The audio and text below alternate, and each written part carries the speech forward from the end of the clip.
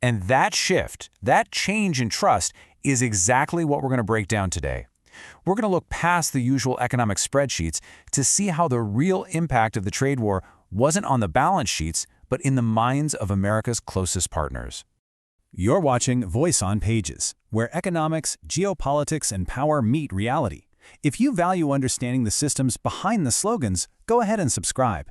Okay, so every major policy starts with a plan, right? So let's first get a really clear picture of what this trade war was actually designed to do before we check the final score. Now, the toolkit for this, well, it wasn't about gentle negotiation. We're talking about really heavy-duty tariffs on steel and aluminum, massive levies on over $380 billion of Chinese goods, and just the constant threat of more to come. These were aggressive, go-it-alone moves that were designed to force a change and to do it fast. And the goal itself was simple and really powerful. America first. The whole theory was that by making foreign goods way more expensive, American companies would finally be protected, consumers would buy American, and all those manufacturing jobs would come flooding back home. On paper, a pretty straightforward idea. But here's how our allies saw it. Just imagine you're in a big, long-term business partnership. You've invested millions, all based on a contract you both signed. Then, out of nowhere, your partner just unilaterally changes all the terms and then expects you to keep investing. So what do? Do you double down, or do you quietly start looking for other partners? That's the tension at the heart of all this. So the big question, did the plan actually work, even on its own terms? Let's just look at the scorecard. The promise was to shrink the trade deficit. In reality, it grew by about 17%. The promise was to bring back those factory jobs. Instead, there was a net loss of around 70,000 of them. And the promise was simpler supply chains. They became way more complex and fragmented than before. So why the job loss? I mean, this chart explains the problem perfectly. Yeah, protecting industries like steel gave a tiny 0.3% boost in that one sector. But for every other manufacturer that uses steel, think car makers, appliance companies, you name it, their costs went through the roof, causing a 1.1% job loss. Then you add in the jobs we lost when other countries hit back with their own tariffs, and you can see the net effect was clearly, deeply negative. And this is the most crucial point. Who actually paid for these tariffs? The theory was that foreign companies would just absorb the cost to stay competitive. But, well, the economic analysis is pretty much unanimous on this. That's not what happened.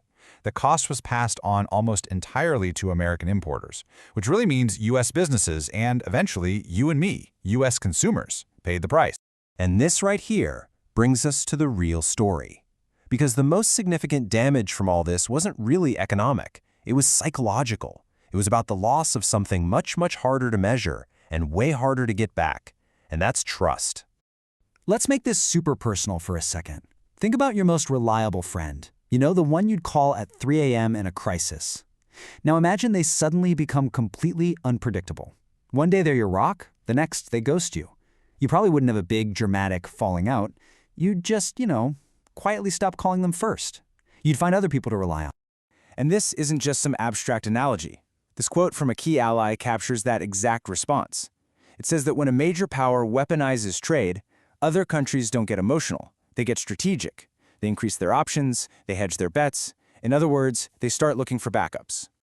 The official term for this whole process is strategic de-risking. It sounds complicated, but it's really not. It's just the simple process of reducing your dependence on one partner who you can no longer predict.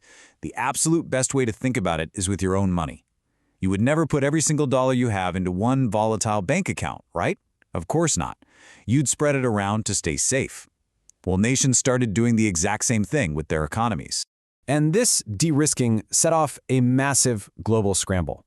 It had huge real-world consequences for supply chains, and it's the real reason why those factories didn't just pack up and move back to Ohio or Michigan.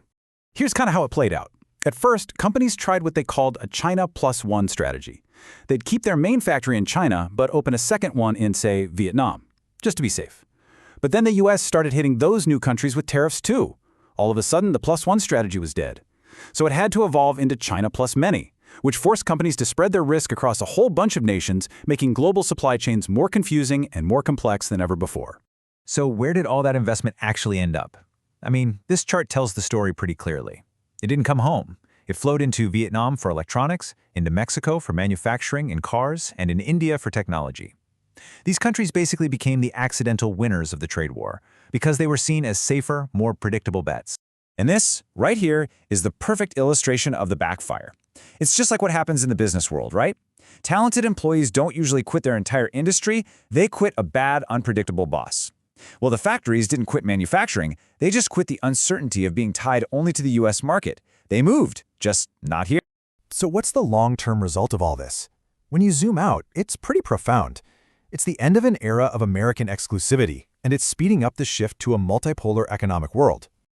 Just look at this single number, 60%. That's the US dollar's share of global central bank reserves, which is a 2-decade low. Now, this isn't a collapse by any means, but it is a massive signal. Countries are actively, deliberately diversifying away from the dollar. It's the financial version of strategic de-risk. The big picture shift is this. For decades, the US was pretty much the only reliable, large-scale shop in town for global trade and finance. And now, it has become one very important but ultimately optional choice among many. And that is the new reality. Now, we have to be crystal clear about what this means and what it doesn't mean. This is not about allies abandoning America or becoming anti-American. It's a pragmatic, logical shift that's just driven by new incentives. The best way to think about it is like a powerful brand, say Apple or Coca-Cola. They haven't lost their relevance at all, but they have lost their market exclusivity. You can now buy lots of other great phones and drinks. The US is still a superpower, it's just not the only option on the shelf anymore. Trump's trade war didn't fail because it was aggressive. It failed because it misunderstood how power works in a connected world. Power today isn't about forcing obedience. It's about being predictable enough that others choose you, even when they don't have to. America didn't lose its allies. It made itself optional. And once that happens, the system never fully resets. This is Voice on Pages, where economics meets reality. If you found this explainer valuable, you can support our work at buymeacoffee.com/voiceonpages. Thanks for watching.